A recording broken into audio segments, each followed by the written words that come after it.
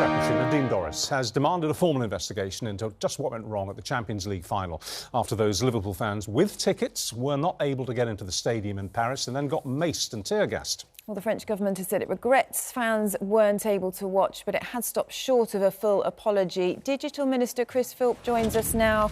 Let's talk more about that. Good morning to you. We understand that UEFA has said it will investigate with the French authorities. I mean, what do you make of the scenes that happened here? Well, I found them deeply distressing. As a football fan myself, it was terrible to see pictures of fans, including, as you said earlier, children, and I think some disabled fans as well, getting sprayed with pepper for no apparent reason. I think that is unacceptable. I'm a fan myself. I took my 9-year-old son to see the Palace-Watford game at Selhurst Park just a few weeks ago, and you expect it to be like a fun, pleasant experience. You don't expect to see things like the footage you're showing now. And so I think it's absolutely right and essential that UEFA urgently conduct a full investigation into this to find out exactly what happened. Yeah, and do you condemn the French authorities for their methods, for what we saw in action there and what happened? Well, I certainly condemn spraying people with pepper for no reason, which some of the pictures appear to show. But I think we really need to just get the thing investigated fully to understand exactly what happened. But certainly the pictures that I've seen appear to show fans doing nothing wrong at all, including children, getting pepper sprayed, and that can't be acceptable. Yeah. Just before we leave this, I mean, yes, of course, we should be demanding an investigation to find out exactly what went wrong here. But shouldn't the British government be going a bit further than that? Shouldn't we be actually formally complaining to the French government? Well, we are in touch with the French government at a number of different levels. I know our ambassador in Paris has been in touch with senior French officials about this. So there are ongoing and quite extensive government-to-government contacts about this as well. OK. And what do you think about the fact that, you know, we know UEFA had said that they blamed fans having fake tickets, didn't they? There was an announcement made in the game saying it was Liverpool fans turning up late that had caused some of the trouble as well. You know, there seems to be a lot of sort of trying to pass the buck, and that wasn't the true picture of what was going on. Well, it appears to be exactly as you're suggesting, and the pictures that I've seen show fans doing nothing wrong at all, still getting sprayed, and that's why we need an investigation urgently to get to the bottom of this as quickly as possible. Now, you might be relieved to hear that we're not going to specifically be raking over Partygate in this interview with you, but there is a steady stream of no-confidence letters arriving asking for a vote of confidence in the Prime Minister, a challenge to the Prime Minister. And we are hearing that it's not that far away from the crucial 54. Once 54 are in from Conservative MPs, then there has to be a challenge. What's your thinking about that? Do you think actually that would clear the air if the Prime Minister were to be challenged, possibly win and carry on? Do you think that would maybe lance this boil? No, I think what we really need to do as a government and as a country is just concentrate on the things that are really important, such as taking action on the cost of living challenges, as we did last week with that £15 billion package, which is mostly directed at people on lower incomes. So people on the lower third of incomes, 8 million households, will get £1,200. We need to focus on recruiting more police. We're 2/3 of the way to meeting our 20,000 extra police. Putting more money into the NHS, £39 billion extra. Yeah, we now have more doctors and nurses than we've ever had before. All of those are the things we need to concentrate on. All of those are important, aren't they? But actually what also is important is about being able to trust in our Prime Minister, isn't it? And presumably that's what Conservative MPs would like to do. Isn't having a confidence vote the way to do that?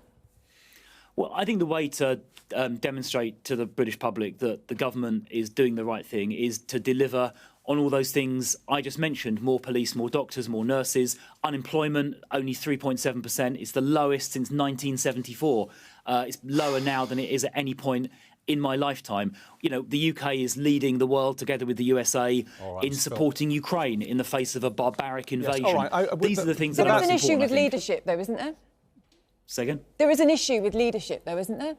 Well, I think look, there's been these investigations. The Prime Minister has apologised fulsomely to the public and to Parliament. I think what we need, the leadership we now need to show, is to get through these cost of living challenges, which obviously are global. They affect other countries as well, the US, France, Germany, All Western developed economies have these challenges. We need to overcome them here in this country, keep our people safe with more police. So you just want to brush off what's happened and pretend it never happened and move on? I'm not brushing it off. You're not answering the question. And it's a really simple question. I'll repeat it one more time. If you don't want to answer it, we'll move on. But I'll ask it one more time. Do you agree or disagree that if there were to be a leadership challenge, it would clear the air, it would lance the boil? I don't think that's the right way to deal with the situation. Right. I think we need to concentrate on the substantive issues that I've just mentioned. All right, let's move on to travel. You've seen these chaotic scenes at the airports yesterday with so many people having their holidays cancelled at the last minute once they've actually arrived at the airport. There's been a suggestion that the government really needs to step in here and take the airlines basically by the scruff of the neck and tell them that they simply cannot offer flights which they know they can't deliver, that they've got almost a fantasy list of flights, many of which are going to be cancelled. Do you think that it is now time for the government to step in and get a grip on this? Yeah, well, I mean, it's obviously deeply concerning that people are having their holidays cancelled at the last minute, particularly if you've got young children, then it's even more difficult, obviously.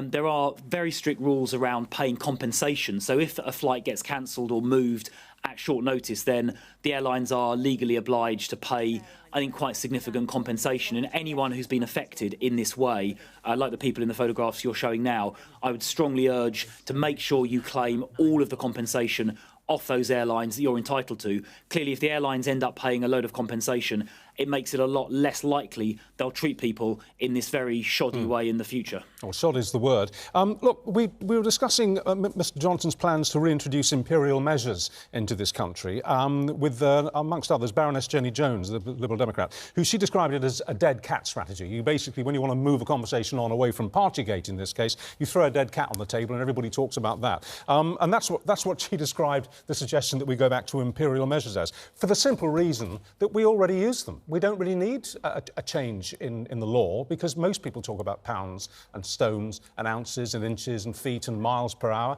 and not the metrical alternative. So what's going on there?